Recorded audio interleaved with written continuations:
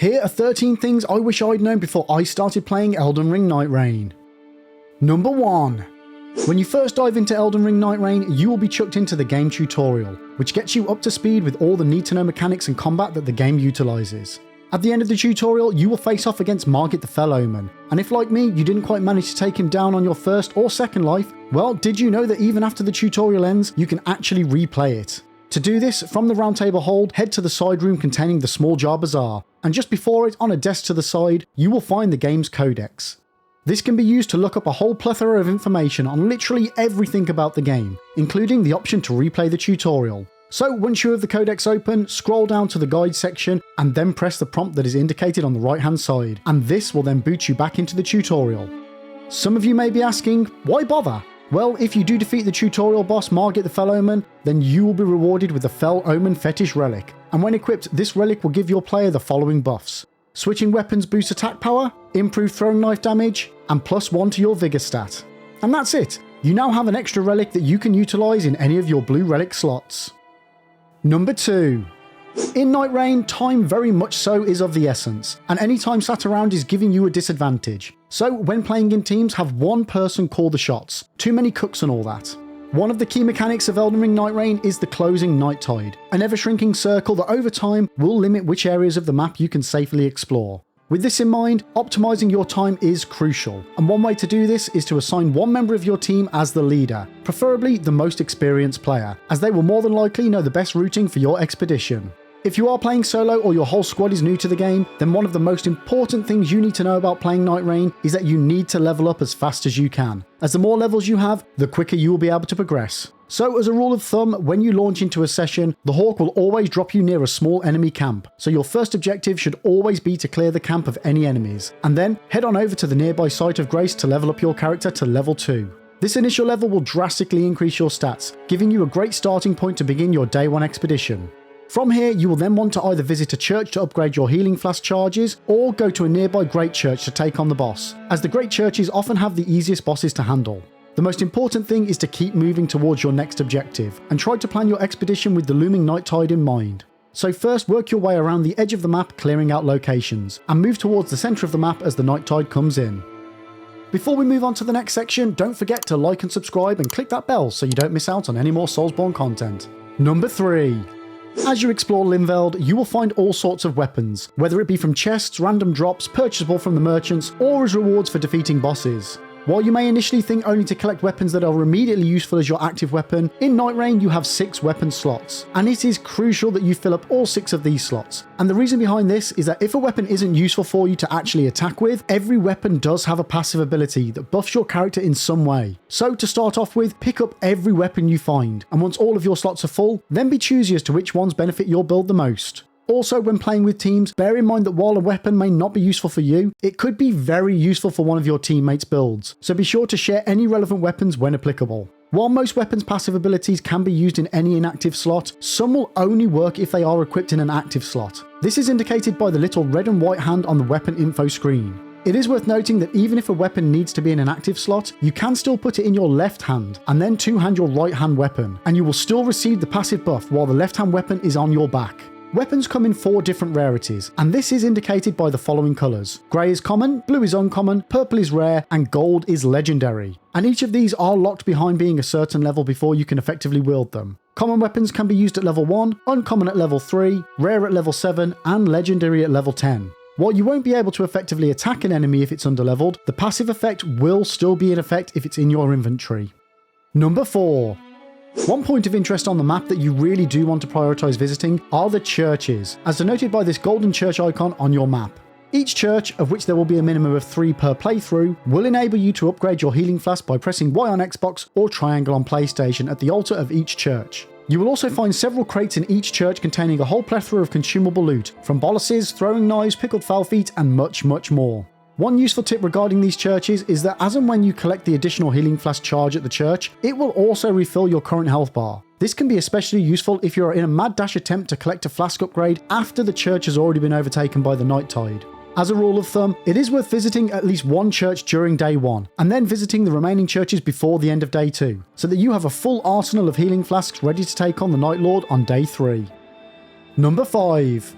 One of your most useful tools in Nightreign is your map, and you will need to utilise the map to plan each day's route to ensure you hit all the points of interest in order to maximise your time. There are a couple of useful tips regarding the map, the first being that if you press triangle or Y on your controller, then the map will show you additional details for each point of interest, such as showcasing which forts or camps merchants are located at, and what types of weapon racks you will find, such as bows or staffs. Another very handy function of the map is that when you are exploring a mine, if you press down on the D-pad, it will then show you the layout for the mine's interior, and this can come in very handy when trying to determine which direction you need to head in order to escape.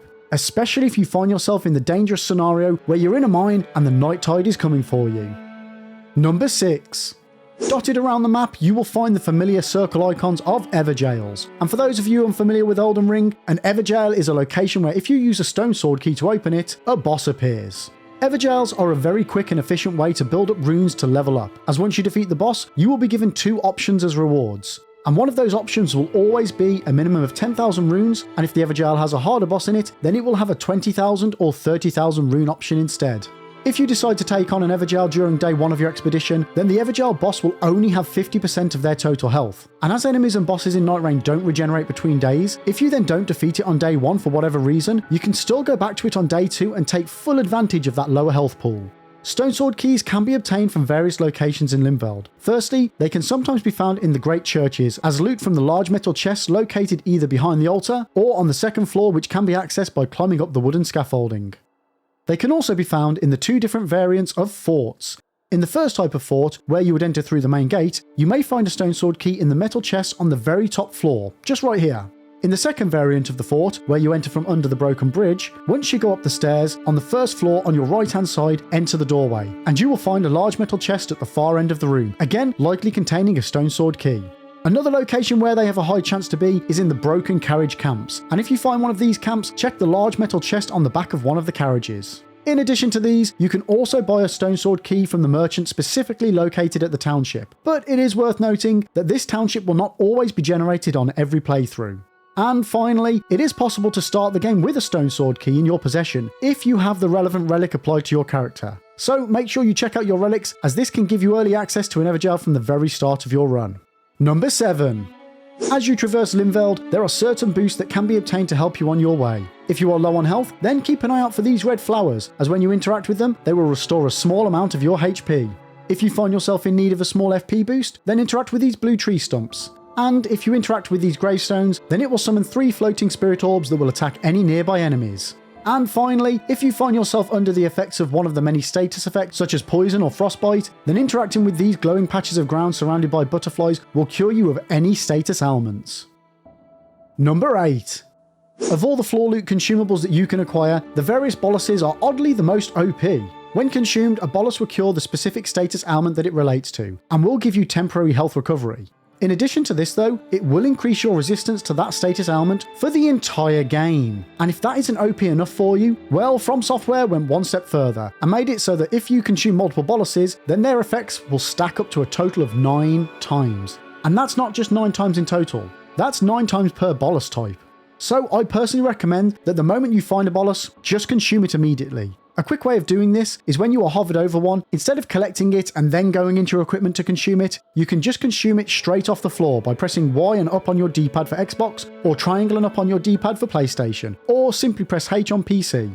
Unless you need to retain a specific bolus to help with the final Night Lord fight, I would 100% recommend chowing down on these little beauties the moment you see them. Number 9. In addition to looting items and weapons from crates, chests, racks, and as drops from bosses, one of the main ways you can get your hands on some useful items is from the various merchants located around the map.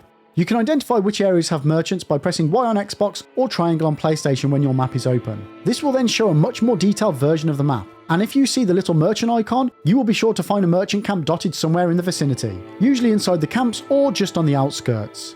Near forts, you can find them underneath the broken bridges, and on the main castle they can be found on the ledge near the ravine running through the castle.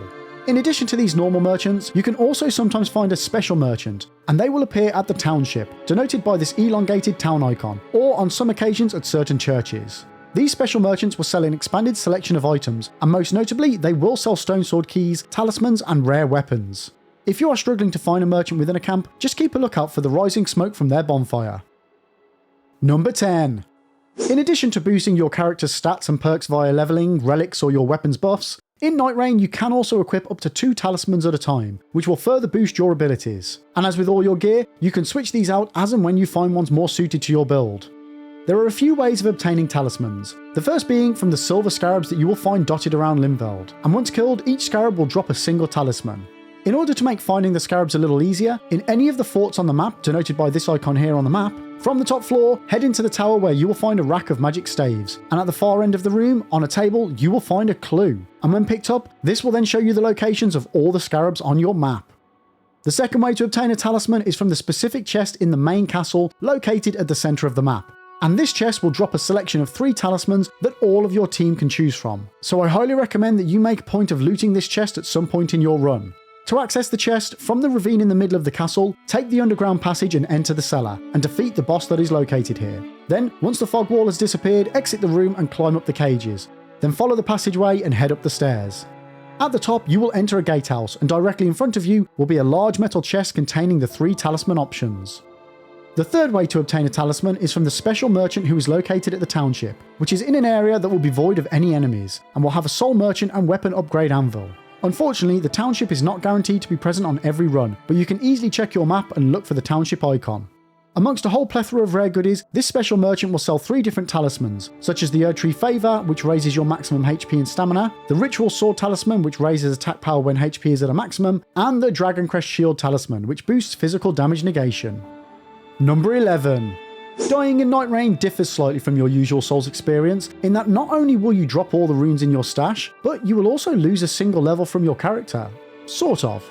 After you have died and landed back in Limveld, if you collect your drop runes, not only will you retrieve the total number of runes you had when you died, but you will also get an additional amount of runes that is equivalent to the amount needed to re-level up back to the level you were when you first died.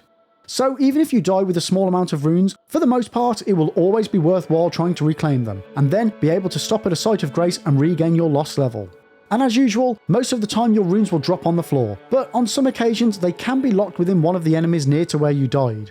You can identify which enemy this is by their golden glowing eyes, and all you need to do to get them back is to defeat that enemy. Number 12. While there are lots of places to take on during your expedition, the one area I highly advise that you take on is the main castle located at the centre of the map.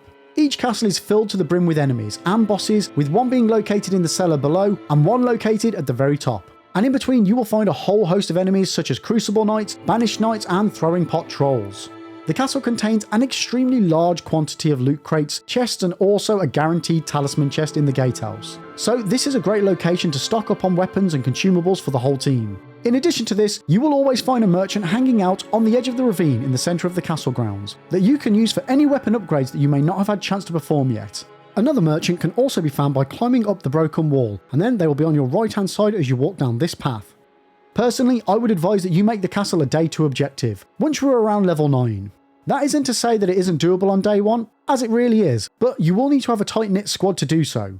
Your ideal scenario is a castle with the Crucible Knights, as they are relatively easy to take on, and due to their quantity in the castle, you will have a very healthy stash of runes to level yourself up, ready to take on the day 2 night boss.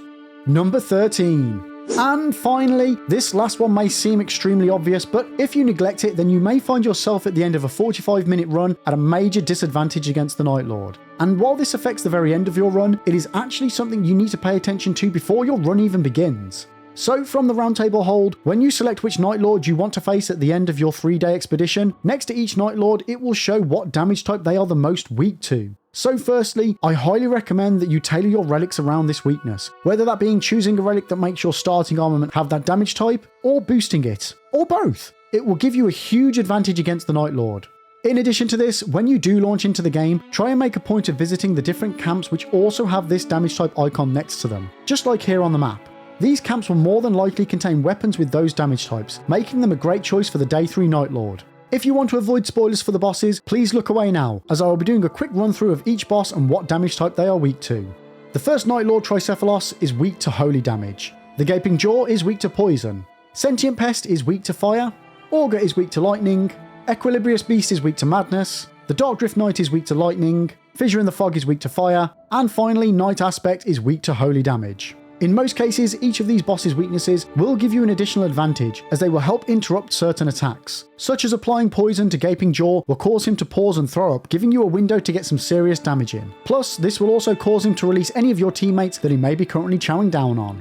And for now, that's it. These are my top 13 tips that I wish I had known when I started playing Elden Ring Nightreign, and I hope they serve you well in your expeditions. Thanks for watching, and as always, don't forget to like and subscribe for even more Soulsborne content.